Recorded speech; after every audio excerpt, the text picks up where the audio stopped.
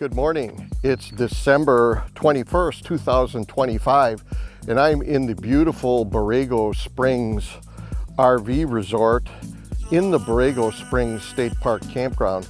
And you can't beat this place with a stick. But this video is not about that. This is my 9-month review on the Blu Technologies water filtration and water softener system that I've been using. We really like it, so there's the spoiler alert on that. I'm going to show you how we use it, how we've got it set up, because I'm going to try a few different ways, actually 2 different ways to regenerate the water softener today. I want to get it to be easier so I can do it more frequently like I should be doing. I'm kind of derelict in my duty, so why don't you come along, we'll take a look at the system in general, we'll talk about what I like and dislike about it, and you might pick up a few pointers on a new way to regenerate your system to make it easier for you. Come on, we got a lot to do.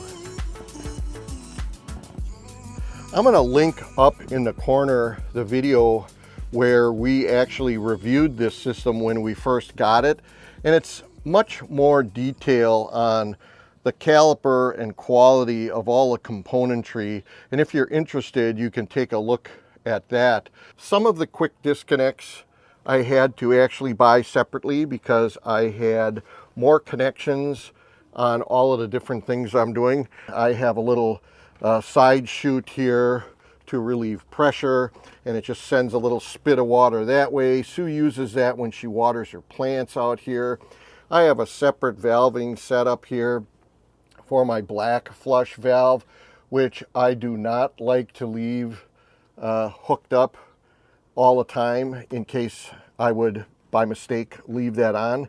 It should never be hooked up, and I hook it up when I use it by going across the door, and I talk about that extensively in one of the other videos.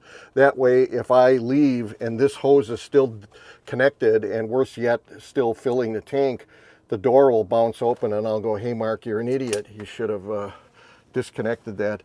Now what I can tell you is when I first got this unit, I wasn't sure I was going to like these hoses, but they're kind of an integral part of it. They're very high quality, they're you know, lightweight, and what I didn't think I would like would be the coiling and uncoiling. I had gotten used to just being able to take these 0G hoses, which I still really like. You can see that I stock 2 of them in the back here, but I have come to really like these for a couple of reasons. They seem to be almost always the right length, and it has not proven to be difficult to coil up. You of course can't force it because you'll put a permanent kink in it, so you kind of just get used to coiling it up like a rodeo rope, and it's no problem. But the biggest thing for me was Sue would always try to help me hooking up my hoses and everything, and when she would come to this sea of hoses that were all the same color, all the same length, she didn't like that. All you guys out there know that I would lose my man card if I had red tape on one hose and blue tape on the other one and yellow tape on this one for the connections. So I really resisted that, and consequently she became frustrated every single time she was helping me. But now, lo and behold, because when you get this kit, you get discrete different lengths of hoses, and the hose coming in for the inlet was 25 feet. And then you get a couple of 4-footers. I think this was a 4-footer, and I think the one on the other end is a 4-footer. And then the one that finally goes with the final product from this softener over and enters my coach there in the distance here, I think that was a 10-footer. So lo and behold, Sue could hook this thing up lickety-split, and because I'm pretty slow and kind of a putz, it really helped in the overall timing of getting everything going here. I would order some of these extra fittings like this. You can see here that because I'm going to be doing my water softening, I have a lot of water to get rid of during the flushing and refreshing process. I want to do it the responsible way and actually have this fitting exiting the water. There have been plenty of YouTube channels that on this wall here proper, they'll attach their filters, which is a really good idea from the standpoint that when you're doing your changing of the filters and you're unscrewing things, the water will just drip down onto the lawn or the gravel or whatever you got down here. The primary reason that BluTech designed and offers this cartridge to be able to open it up and put the salt in and close it up and then be able to introduce the salt into your water softener via the last cartridge. I would take it out, and if the cartridge was only used maybe 3 or 4 weeks, and for whatever reason I wanted to regenerate this, I have to be careful and put that somewhere that it's not going to get soiled with this whole area here that typically, if you've RV'd for it a while, you know that this whole area is not exactly sanitation heaven. Let's just leave it at that. But nonetheless, you would put it in here, and then you would go through your regeneration process, and that was designed when that is mounted inboard in your rig and you can't get at the top to open it up. Now, one of the RV friends that I hang around with, John, kudos to you. John has tried this. He has the 5-inch filters, and so with his little canister, he put the salt in there, and he has the 3 units, and he put it in his last one, and he ran the salt through, I don't know, half hour or whatever it was, and when he was all done and he opened it up, there still was a fair amount of salt in here, and he had to go back and forth a couple times, and maybe he wasn't doing something right. I kind of doubt that. He's a pretty organized guy. He didn't like necessarily how this worked. I'm going to try this so that I can give you my opinion. There's kind of no reason for me to do it. I don't want to have to be kneeling in the gravel, sticking my head upside down if I would have a leak or something, and take this off and get rid of the filter temporarily and fill this up and put it in there. This doesn't seem like a good trade-off for me. I have on this unit a couple times now disconnected everything, shut the water off, and rotated this top off so that it opens up and you have a much better way to put the salt in than I did on my on-the-go. My on-the-go had a much more restrictive entry to put the salt in, and it was always a pain in the butt, and it took a lot of time, and probably one of the reasons why I have been a very bad water softener maintenance person. I do not flush these as often as I should, and I'm trying to come up with a way to make it easier. So when I got this, I was really excited about the fact that this threaded connection here was a gaping hole. When I opened this up and I pulled it out, it had the stalk on the end of it for this particular cap. There's a pipe that comes out the end, and I could pour the salt in. But to be able to have enough room to pour the salt in, you have to first lay this thing down and empty the water out. And that's easy enough to do. But in the process of doing that, the resin that's in here can sit on the threads that are actually sticking through into the tank, and you lay it down, you're getting resin on some of the threads, and then when you put it back up and you're screwing the top off and you're bringing these threads up through this collar, it jams up, and you do not want to force that and screw up the threads. What I found out worked for me was once you empty it out and you set it up, you can give it a couple of taps like this to hopefully have some of that resin come off those threads. I had a spray bottle ready, and I would rotate this, and I would get like 1 or 2 or 3 rotations, and then it would kind of drag and jam up. And then I would retract it, maybe spray the threads with the water. Wouldn't you know it, I'd get another one or two, and then it would jam up a little bit, spray it, back it off a little bit, and then it would come off. To the normal person, of no consequences.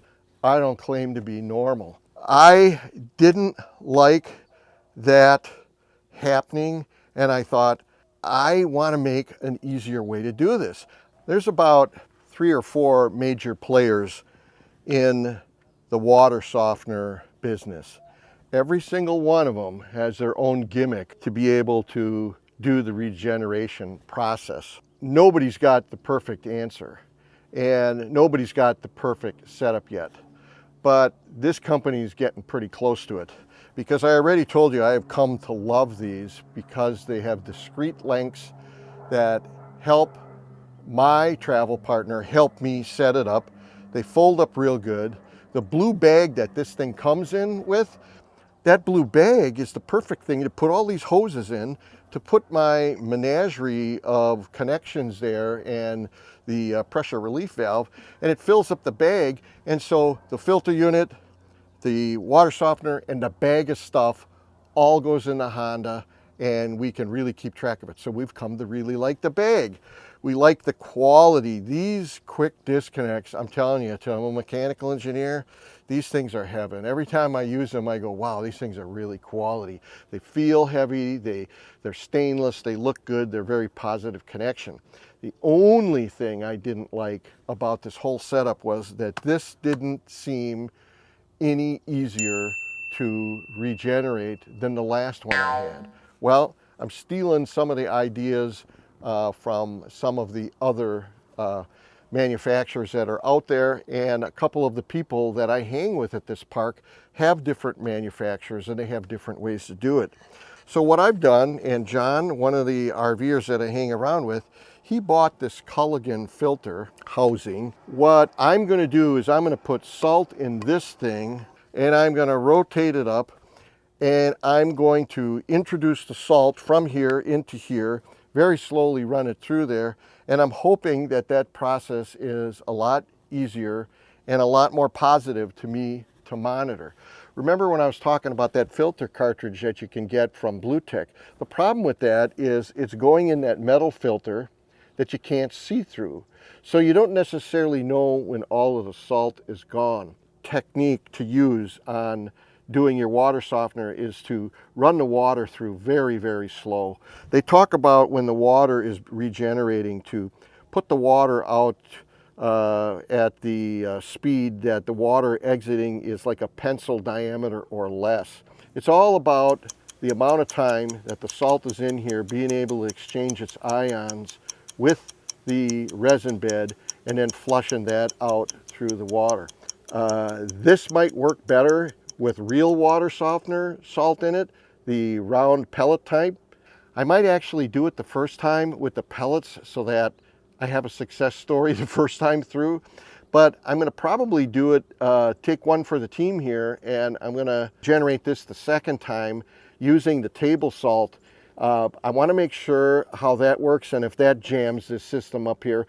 Quite honestly, for a lot of RVers, buying the table salt when needed, as needed, while you're on the road is a lot more convenient than dragging around the pellets from a water softener bag, because the bags are so big. So let's get going. Let's try a couple of techniques and let's see what works the best. So I want to talk about the amount of salt that I'm going to put in here when I do my charge. Instructions from BluTech using the 5-inch or the 10-inch filters, it doesn't make any difference because downstream it's the same water softener. So in the instructions for the 5-inch cartridge, for the folks that were trying to use that, for the folks that have their system installed on board and they have to use the filter that's in their line because their water softener is permanently installed, they said to use 13 ounces of table salt.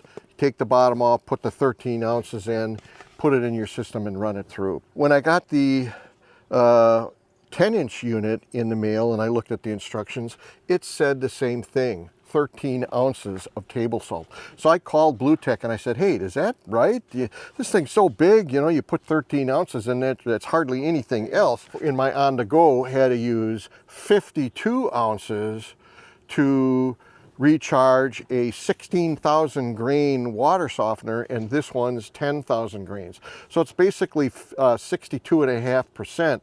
So at least 5/8 of this total amount you would think that you have to use. You watch the mobile must-have video where Eric is showing you how he recharges the system.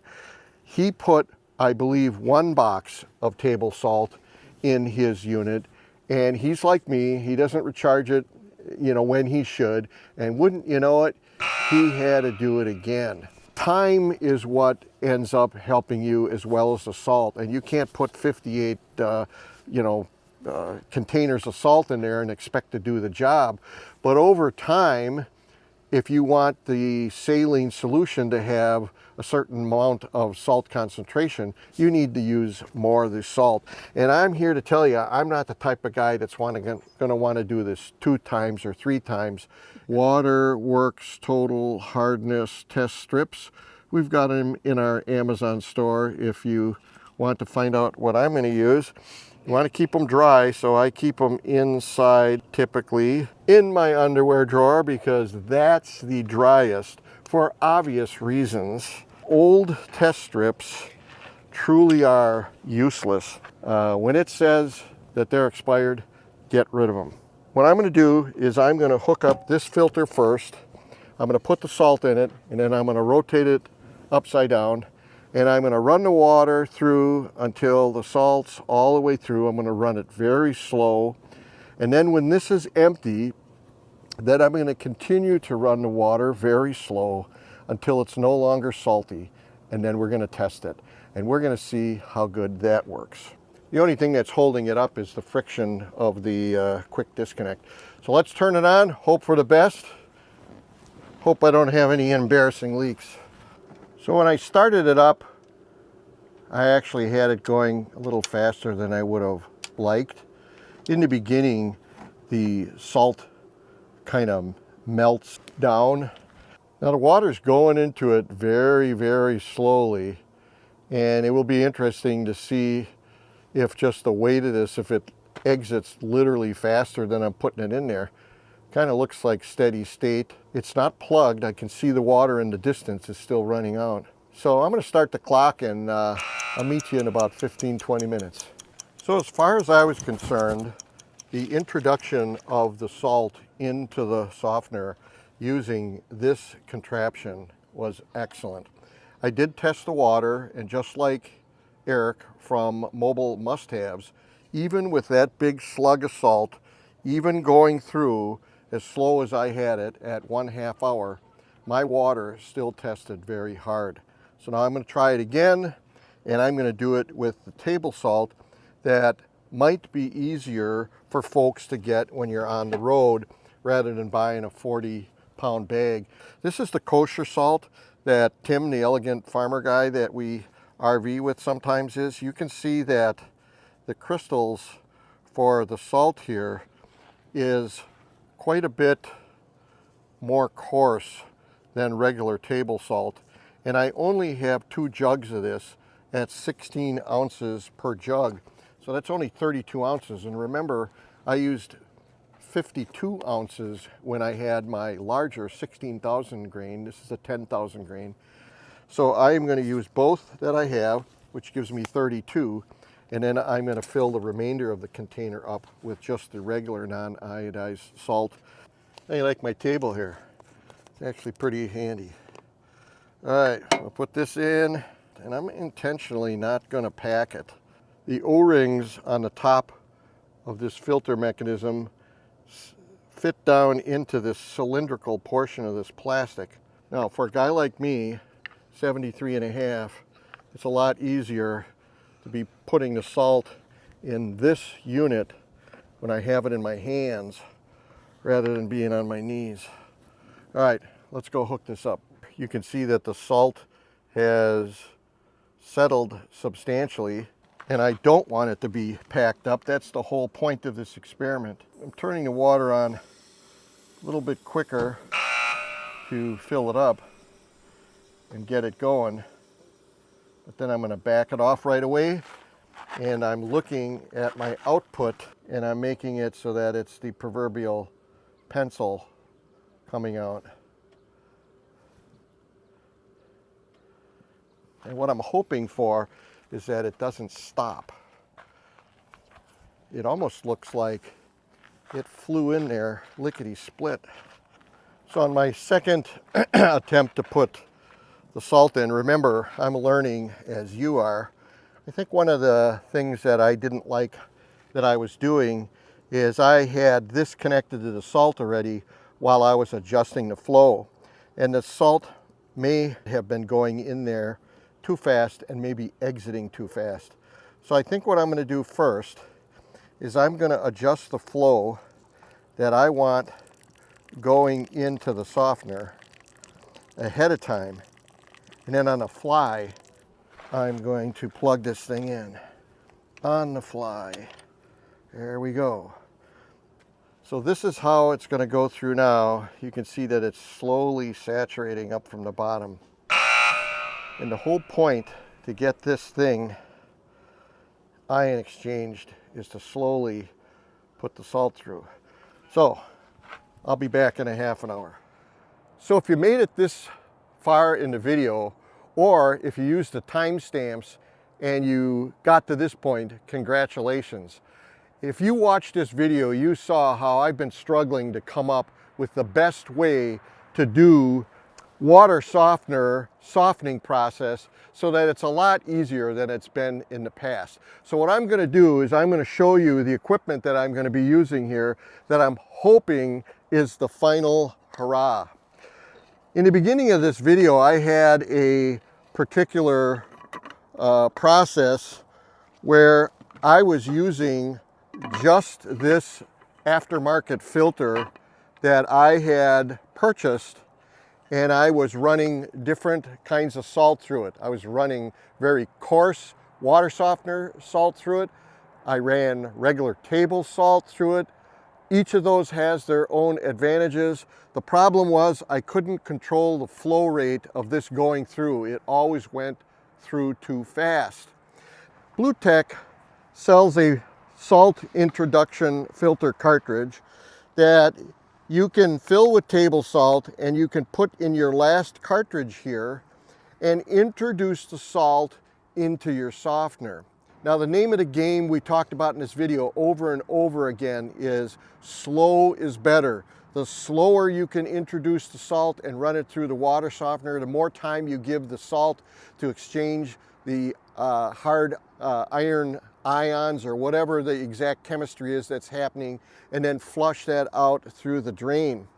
The folks that have used this, that I talked to, that I personally know, and when I used it myself, it was hard to know when this was all gone and how fast it was leaving this filter. So it was like a mystery. So I thought to myself, you know what I really need is I need a clear one like this. Well, lo and behold, on Amazon, I did a little Googling, Amazon, Google, clear filter, BluTech. I found basically the same looking filter, at least in this old engineer's eyes, using water softener salt, although it's kind of fun because it's nice and chunky and it kind of slows down the process.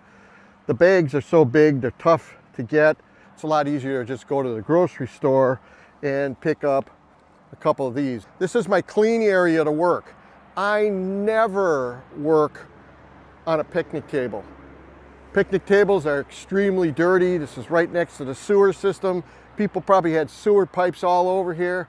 I'm taking one for the team, but what we're gonna do is the first thing you should do when you're flushing your water softener is you should do a back flush. And the water normally goes in, it gets softened, and it goes out. Well, when you're back flushing, it's just like it says. you run water through it backwards. And the reason you're doing that is you want the water to go in here and be backwards and lift the resin up and bang it around and mechanically loosen things up so that you have the crevasses and the physical room for the salt to be able to do its job. You're always going to have the wrong fitting on the wrong end because you can't have it both ways for this. So what you need to do is you need to build yourself some of these. And I talked earlier in the video about buying a bunch of these that are female, a bunch of these that are male, get a bunch of these that are male. Just get it so that you can build yourself all sorts of different couplers. I'm here to tell you, if you think you need 2 or 3 extra sets, buy 4 or 5 extra sets. Oh boy. Okay, so now we're going to run the water backwards through here. You need to get rid of this water. Rather than spit it all over the campground, I'm going to go backwards through here and I'm going to run the water through the sewer here. We're going to run this thing full blast. Well, we'll come back in 5 minutes. I'm going to put salt in here, but I want to show you one of the things that isn't really covered a lot when I look at all the other softener companies. They talk about probably when you're kind of abusive to your water softener and you don't do it often enough, that you should use this iron out stuff. This was actually shipped to me in one of the softeners that I bought in my previous life. They said between 2 and 4 teaspoons. Because I'm a water softener abuser, I'm putting 4. You buy a container like this online. Amazon's probably in our Amazon store, so you can identify it at least the first time. They'll ship it right to you and it lasts forever. So now I think I can just pour the salt in there. In the past, I've used 52 ounces to do my 16,000 grain water softener. This is a 10,000 grain, so I only need about 63%. So I'm sure I got every bit of the theoretical 33 ounces of salt I need in there. You can see here's the top. It's got like a filter in it so that you don't lose the filter. And I'm going to swivel it around now, honey. You'll see that it's got this ring here on the top. And that ring is important because that ring will press against that ring. And that will keep the salt from literally, with the water coming in, literally being grabbed and just blown right out the end here. You want the water kind of bathing past the salt and trying to put some of it in solution. This is the inlet coming in. Put my filter in the inlet to bring the salt in. I have the water softener introduced on the input end to send the salt into the water softener. Hook the water softener up, and then on the output end, I have to have an adapter because the arrangement of hoses that was correct on this side now is incorrect. So here's our flow. Let's put it on there. The whole point of that center cartridge in there, not allowing the salt to be able to blow through unless the water has pressurized itself and squished its way through and bathed past the salt. We've got the water coming in, it's dripping down here and it's slowly building up. And I would have expected the water to go all the way up and then at that point being pressurized enough to come through here. Do we have anything coming out of here? We in fact do. This might be golden. The Chan Man is really happy.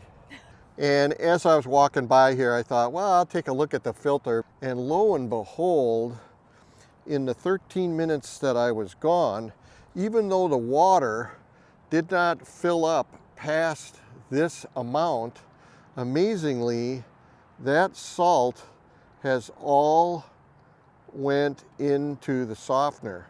That was a very, very small trickle of water going in, introducing that.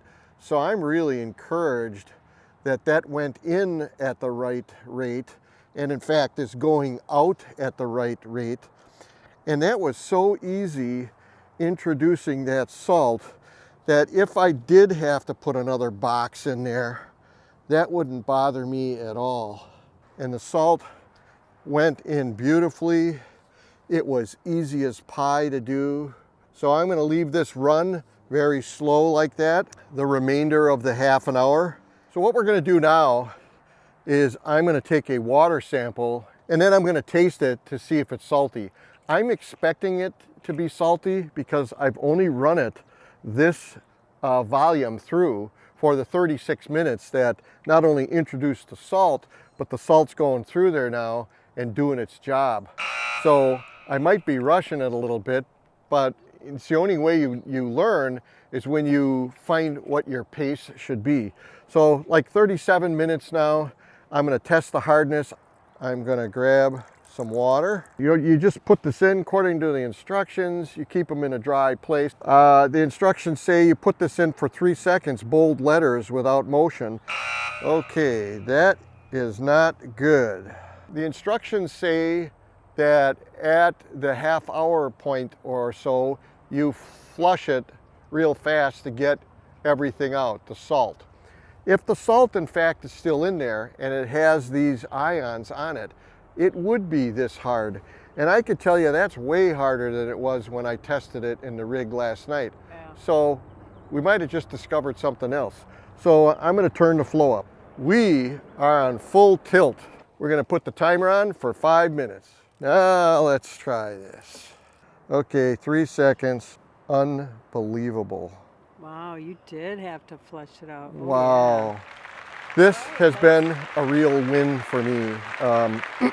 By using the cartridge, by going exceedingly slow, by being able to see through not only the outer cartridge, but into the inner cartridge, to see how long it took until the salt was introduced, keeping it very, very slow for, I don't know, 35 minutes or so, maybe even 40 minutes to send that salt through, and then doing the fast flush for the 8 minutes. I was able to do this by standing up, by working at my work table here, normal position, putting things together, snapping things together, and doing it without having to take this apart. This is by far going to be my preferred way to do it. With that clear canister, I'll put the link up in the corner where I bought that from Amazon. This Culligan filter, we love the BluTech setup. We love it even more now that I can probably take better care of it. I have been a bad steward of my softener. So if you like videos like this in the future, please subscribe. It helps us have the enthusiasm to make even more of these. Until we get to meet you on the road or in a campground someday just like this, come join us most Sunday mornings for another episode of our journey in miles, and we'll see you there.